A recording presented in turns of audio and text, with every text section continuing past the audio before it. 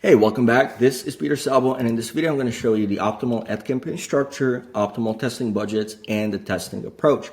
So let me dive in with some theory, and then I'll show you a live example of exactly how to set it up. It takes like 5-10 minutes. Anybody can do it, and it's pretty simple. So whenever I create a campaign for e-com, I typically do one campaign. Within that campaign, I do 3 ad sets, and within each ad set, I put 3 ads. So 9 ads in total. Now budget, at the bare minimum, I typically start with 20 a day per ad set, meaning the campaign overall is at 60 a day. Of course, the bigger you get more advanced, you can start with bigger budgets, and it is recommended you can gather data faster, make better decisions, find winners faster. Now, the basic things you need to understand and remember is the 3 different layers. So the campaign is all about the objective. What's the goal that the pixel is going to optimize for? Is it engagement? Is it link clicks? Is it website conversions? And the answer for e-com 99% of the time is website conversion, specifically website purchases. Now the ad set, all you need to remember is that's where you define the targeting, meaning the audience of people that you're going to go after. The ad is the ad itself. So meaning creative and copy. Creative is the image or the video, and copy is the text within the ad. Now, whenever I set this up, again, I do website conversions to purchases. Within each ad set, I test one variable at a time. For e-com, I like to keep one blank, meaning no targeting, let the AI, the pixel, do the heavy lifting. And then in the other 2, I put one interest each. So something related, what I think could be relevant to the audience that'll help me kind of zoom in on certain type of people. And I put one interest per ad set. And then the ad. So typically the biggest differentiating factor is going to be the creative, meaning the video or the image that you use. So I figure out a good copy that works, good call to action, and then I just switch out the creative. Now, at each time, you want to test one variable per section and at a time. So instead of doing a completely different ad, different video, different text, different CTA, I like to keep the text CTA the same, call to action, that's just the button at the bottom, and I just test a different video. Because that way, if we keep certain things constant and we just change one thing, that can really let us understand which video is performing better. Otherwise, it's going to be a mess, right? Otherwise, they're not really going to know. Is it the different copy causing the change? Is it the different video? It'll be hard to know, but pretty much impossible to know exactly. So we want to keep it scientific and we want to keep it simple. So now that we have this basic stuff covered, let me give you a real example and then I'll go more into the budgets. So inside your dashboard, click on campaigns. In here, click on create. Now you want to click on website conversions, and I typically turn this off. Now the campaign name, I typically just put the product name and the country that I target. Click continue. Rest is fine. Now ad group. So here I put the name of the targeting option. So we'll start with no targeting. That's what I'm going to name it. Here you're going to put the pixel that you already created, you already connected it to Shopify, and click the event complete payment. Now, I typically like to do automatic placements, targeting. So US, age range is fine, typically 18 plus. I like to do both genders. Now, if you're selling a product very specific to women, then you can just target females, vice versa with males.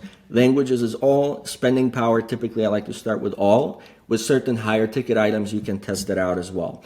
One more pro tip, there's no right or wrong here, right? Each and every thing we got to test like scientists. Nobody has a crystal ball that'll be able to predict what campaign settings and what creative is going to work, right? Your job is to go out there to the best of your ability, put together the campaign with best practices, and then you have to test. And some campaigns are going to fail, completely normal. It's a part of the game. And some are going to be successful. Now, pro tip number 1 here, if you're going to target different countries other than the English-speaking ones, Canada, UK, US, etc., like say you target Germany or Austria, you want to set the language to English, right? Otherwise, some people might not understand the ad and you're just going to waste money. Now, this is really where you put the targeting, what's relevant. So right now, I'm going to leave this blank because this is going to be the no targeting campaign where we let AI try to figure out who are the right people.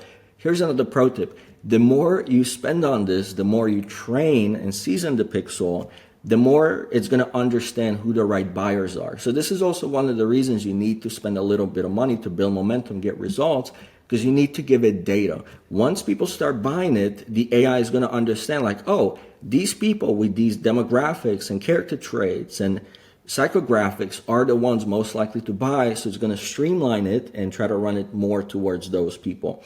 Device, you don't have to worry about, just leave it as is.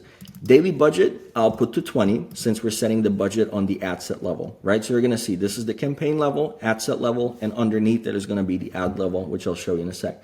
All day, conversion, target CPA, typically leave blank. Later down the road, more advanced, you can try to do target CPA. You don't have to worry about it. Click continue. All right, ad name. So typically I put video ad number 1, or if you know like a keyword or some sort of label, like oh, this is influencer 1 video ad. This is more like a presentation ad. You can put it there. Again, these are just labels for you to remember and distinguish which is which, right? So again, nobody's going to see this. No end user is going to see whatever name or targeting naming convention that you use. All right, you select your page.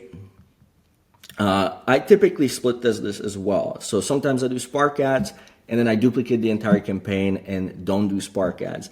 I like to leave it on typically and start with Spark. Now, single video, I'm just going to add from library. This is where you upload your video ad.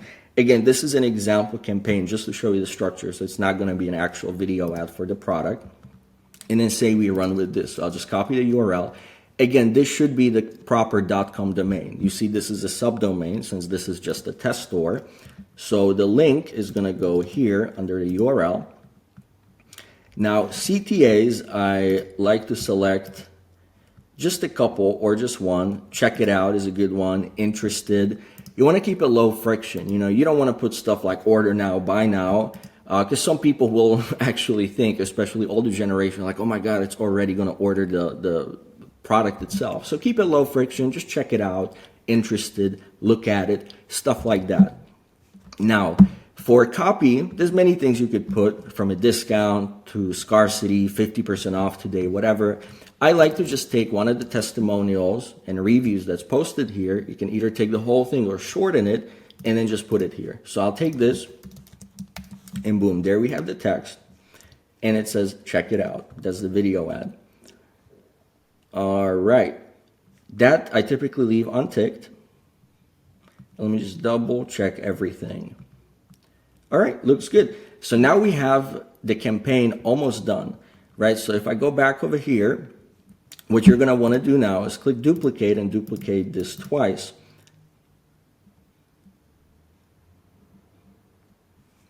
All right, so we have video ad number 2, number 3. And you're going to notice I'm going to leave everything the same. I'm just going to put a different video ad here. All right, and here to change the video, you're just going to click on update. You either upload or you already have it up there. So I picked a different video, and then video ad number 2, same thing. So update and just put a different video ad. Perfect. All right, so notice I kept everything the same. The product link's the same. The text is the same. The CTA button that says check it out is the same. At least it should have been the same. Let me fix it. Okay, this is good. Let me make sure this is good as well. Yep, that's good as well. So now we're almost done. Now you want to click on the ad set level, duplicate twice. Make sure this is not ticked, right? Because you do want to copy the ads over. And so now we have 2 other ad sets created. So now you scroll down here, and now you're going to try to find something related to the product. So say this is a calf massager, compression, people have pain, etc. So you want to find maybe beauty and personal care. So maybe this, we just keep that like that. And then you can copy paste and just change it to beauty and personal care. Let's go over here and try to find something else. So we can do purchase intentions as well.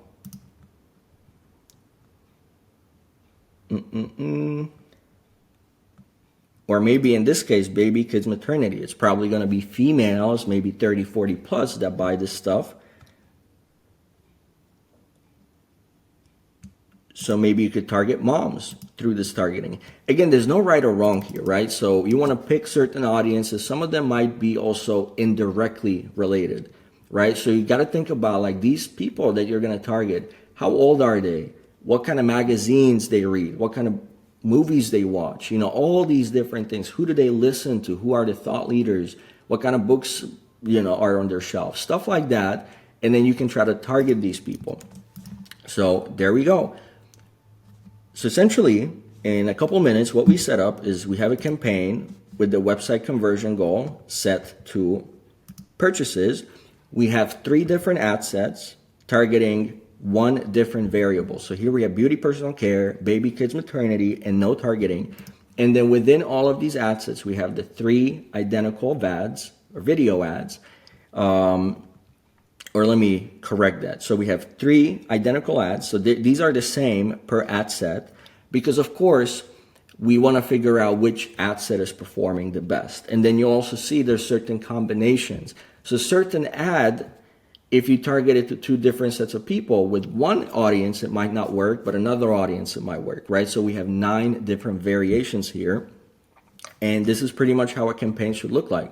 So I hope that's helpful. And you see that once you do this once or twice, it'll be very quick, very easy to do.